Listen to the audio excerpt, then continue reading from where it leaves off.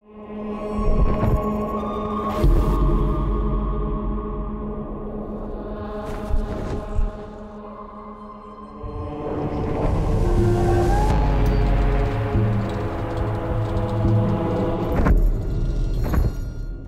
Inferno, there's just nowhere to just hang out. You know, I'm just going to go to the jacuzzi area.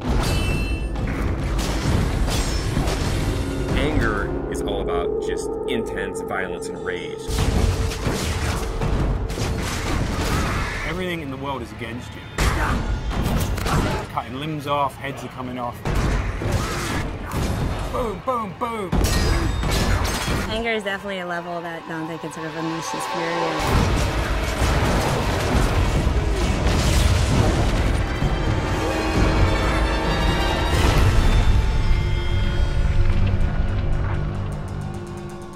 Second-to-second gameplay experiences is really where Dante's Inferno pays off. We have a combination of a multiple set of weapons. We've got Death's Scythe, which is your big, powerful melee weapon. We've got the Holy Cross that shoots holy magic, and it's a range attack, it's a stun attack. You can do a lot of things with that.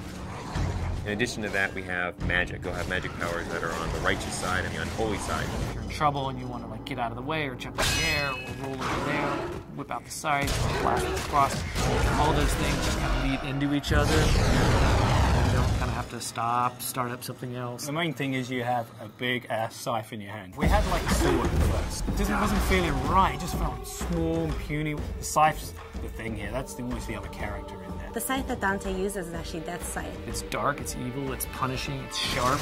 There's actually a lot of different modes you could go in. It could kind of have this sort of straight spear-like mode. It also has what we call sort of the collapse mode, where it's more like a scythe that's just on his wrist. At the beginning, we're all trying to find different things. We actually bought a scythe, you know, farmers, monthly, whatever. So we bought this scythe.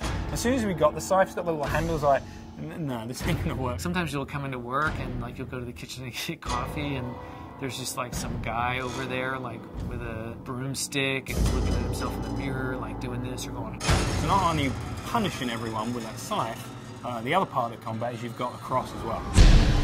The cross primarily is about stunning, pushing back, holding off enemies to buy yourself time. You know, it never really touches anyone physically. It's more about the power that emanates from it.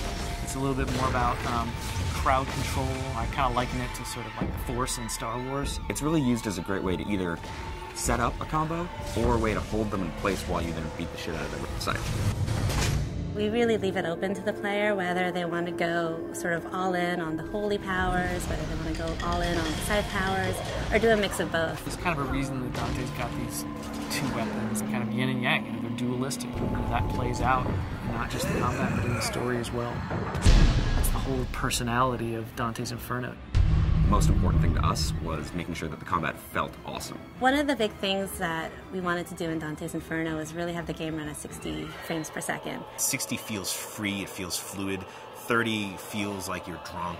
I mean, we did some tests, you know, where we took 30 and we took 60. You can totally tell the difference. As soon as you go to 60, you just see the flow, you see the trails, the scythes leaving behind, just the smoothness.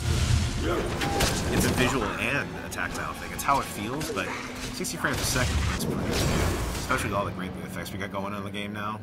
Sassy.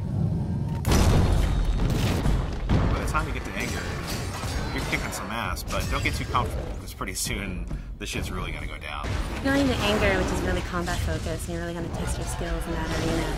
Then you're gonna go into heresy, which I think will make you think about certain things that you may not normally think about in a video game. Dante starts to go wild.